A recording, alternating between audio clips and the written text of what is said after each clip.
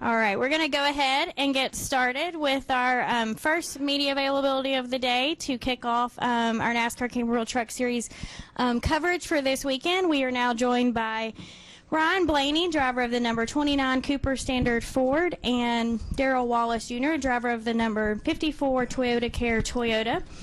And they've been up here joking with each other a little bit. But let's just kick off kind of with you guys are in a fierce battle for Sunoco Rookie of the Year.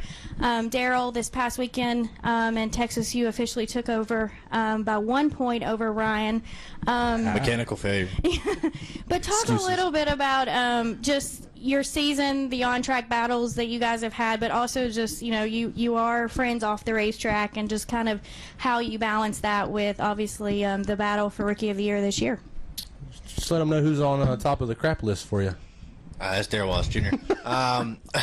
You know, it's no, there's definitely ups and downs. You know, on and off racetrack.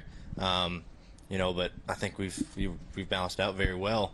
You know, growing up racing together, we already knew each other and raced against each other a lot, to where you know, we kind of know what to expect and all that. And we've been friends for such a long time that you know, it kind of comes easy to joke off the racetrack and be able to talk about our cars and stuff like that at the racetrack. So no, there's been a couple hairy moments, like Michigan and Kentucky. We had a couple run-ins, but you know, we've always been able to resolve it off racetrack and you know, remain friends. And that's the biggest thing, I think, you know, in this sport, is to you know, to keep your friendships and you know, your job separate. And I think we've done that fairly decent, besides the trash talk. And Darrell? Yeah, to what he said, yeah, I didn't reckon him at Michigan, and if that was anybody else, it'd have been like, oh, all right. But you know, since it is your friend that you grew up racing with for a long time, it does have a different meaning to it. So he probably still don't forgive me for that one, but it always gets brought up each and every day at lunch. But it's good to go out there and race against the guys that you did grow up racing with. Like he said, you knew what to expect. We knew it'd be a close battle. We've always had close battles ever since we started racing out. So it's definitely not over yet. 1 point is nothing. So we got to go in here and stay ahead of the ball and stay ahead of the 29 and the 4. So that's what our goal is, and I think we can do it. I think we got a good enough Toyota Tundra here for Phoenix, and ain't got to worry about that cat. All right, let's go ahead and open for questions. Okay, we'll start with Stan. Stan Grigmore with RPMTonight.com. Bubba, I think I already know your answer to this one, so I'll ask Ryan first. But the question is also for you. What is the high point of your year so far? You know, that's tough. You know, getting the first truck win for Ford at Pocono, I think it was in 4 years. That was pretty cool to do for them, and it really showed how much we appreciate their support as an organization. And we're really thankful for them to come on board this year and giving us all the help that they have. I think that was really big for us and our team.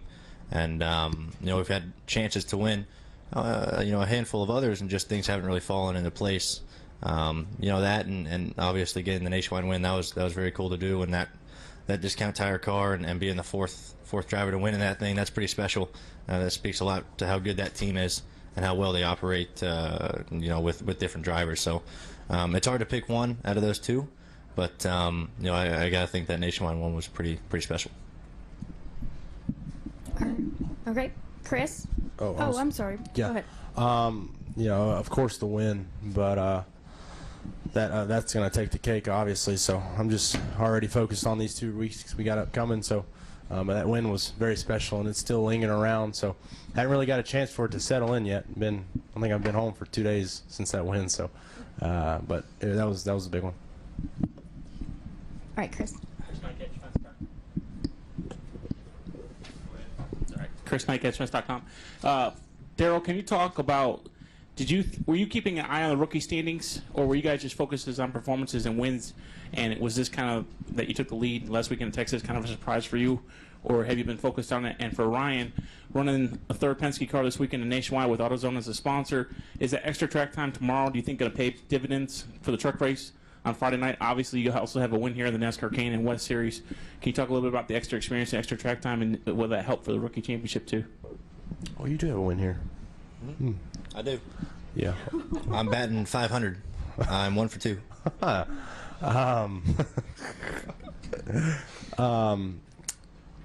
Your question. Oh, yes. I somewhat paid a close attention to it, but growing up, every time I mentioned points, we'd always have some bad luck and it'd take us out of it. So I always ask Alicia, what's the PR? I mean, not PR, but what's the rookie standings look like? And if she didn't tell me right then, I didn't worry about it. So, but then she did text me. I was sitting in a meeting with my crew chief Monday, and she said, just so you know, you took over the rookie standings by 1. I was like, that's awesome. So I got really pumped up then. Seeing him about an hour later, I was like, boom. So yeah, he was kind of pissed. He still is.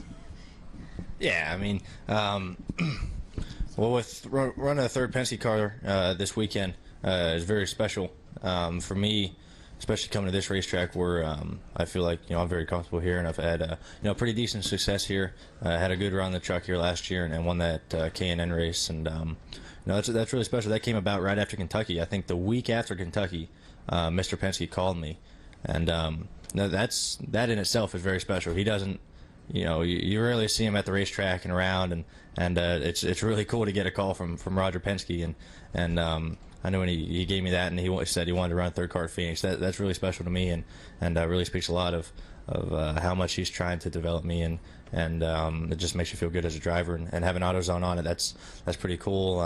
Leading into Joey's Cup car next year, this is kind of a way to kind of bring them into the series. So hopefully we can have a good run with them and kind of welcome them into NASCAR. I know they haven't really had a lot of relationship with NASCAR lately, but so yeah, hopefully we'll have a good run. And I think the extra track time here will really help for tomorrow's race and then the nationwide race on Saturday.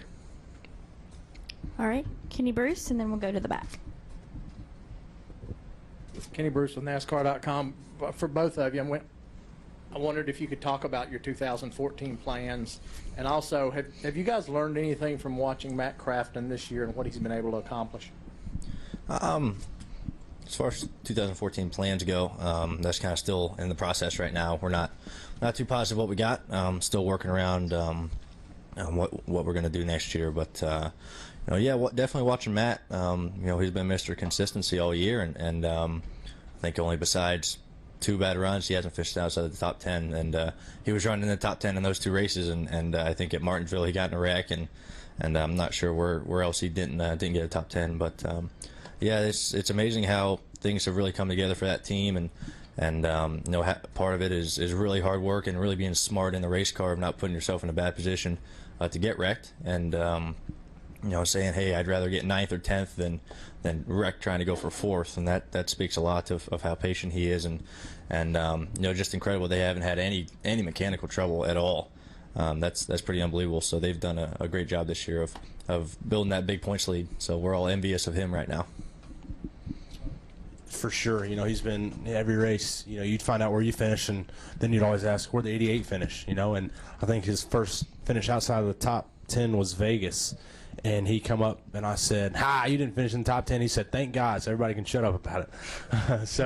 But he has been so consistent. Matt's such a great guy. He's cool to joke around with off the track, and then he's very serious. And I remember at Kentucky, we were talking about it just a second ago, when I wrecked out, he said, he called it, that something bad's going to happen with 54. And he watches everything around him, and like he said, he's so smart, and he backs out. If he knows he's in a tight spot, he'll back out and give it up and go for it at the end. If he doesn't get it, then that's where he is. He's in the top 10. So, and that's the thing with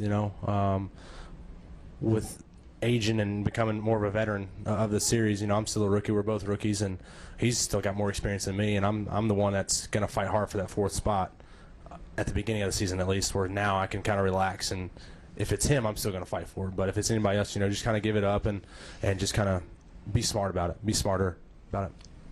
Next year. Oh, and next year, I didn't answer it because I don't know.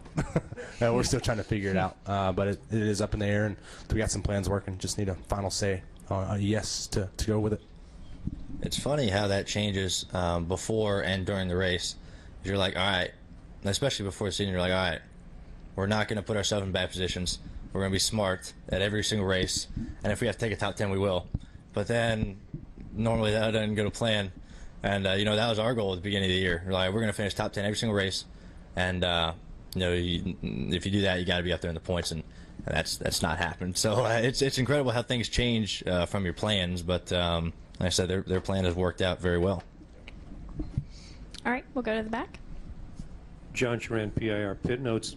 Gentlemen, this is the 25th anniversary, the silver anniversary of Cup racing here at Phoenix International Raceway. And we're trying to get some driver opinions about, when we say the words Phoenix International Raceway, what do you think of in terms of thoughts or memories?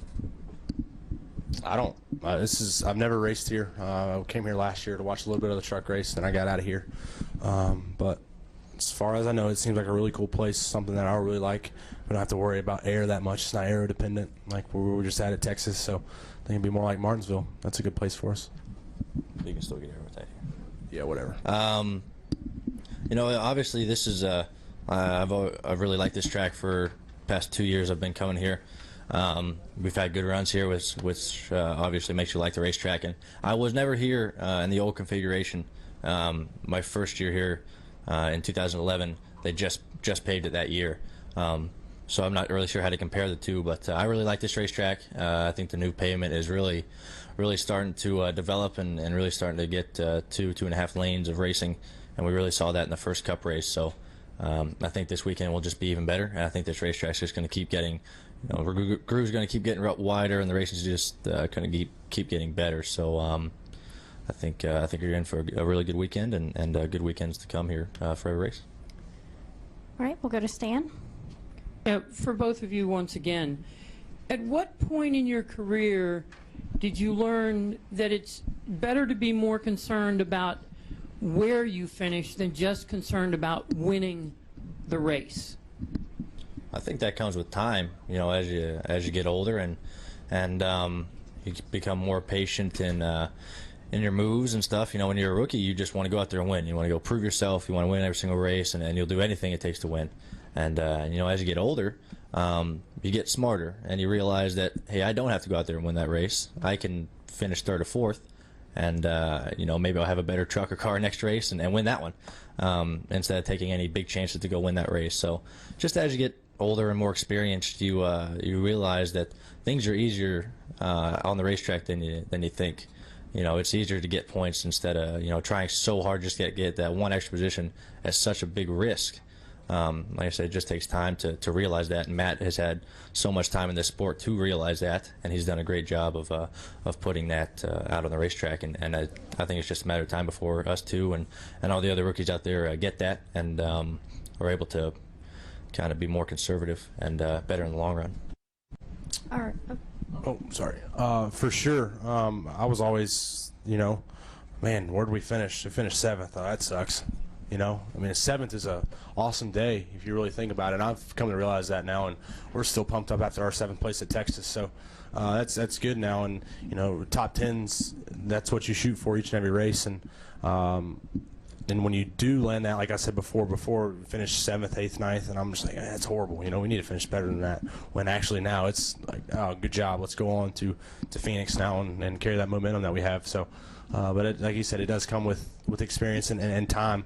The more you race, the more seat time you get, the more you learn about, activities on the track and what you need to do to back out of it or go for it, depending on what time it is. And early in the race, let them have it, let them battle it out, and then at the end you go get them. So that's the biggest thing I've been trying to work on. Kentucky and Charlotte are two big reminders that I always tell myself.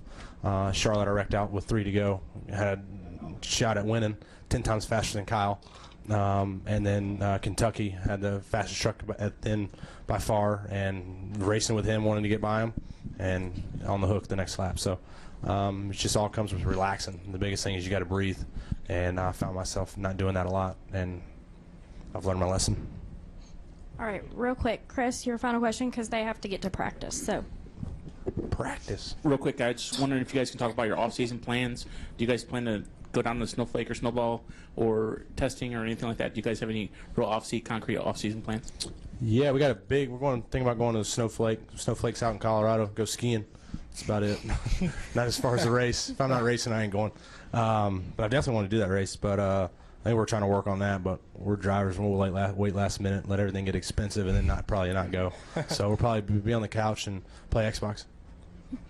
Welcome to the driver's life, playing Xbox and hanging out in the off season. But I don't plan on going around the snowflake or snowball. I wish to. You know, I ran the snowflake a couple years ago and ran the snowball. Tried to run the snowball a few years ago and missed the race. I had a flat tire in the B main, but you know, I wish I could go run those. Those are really fun to go back and go do short track racing. I hope to do some of that, more of that next year. I think it helps you as a driver. And you're always going to go testing in the off season. You know, Penske has me do a lot of stuff like that. So no matter how boring it is, I'll tell you the worst testing is they had me do a 500-mile endurance test one day, and it's just like an actual race. You'll go do 50 laps, come in, pit stop, go right back out, and you do that 500 miles. And that's the worst experience I've ever had to do ever. And I hope I don't have to do that again this off season. But it actually teaches you a lot when you can go out there and just kind of mess around when times don't really matter. You can work on some stuff. So we're always testing in the off season, testing and playing Xbox and trying not to break our legs skiing or snowboarding. So we'll do something. All right. Thank you guys for your time today. We wish you the best of luck at Phoenix and the best of luck in that Sunoco rookie battle. Thanks.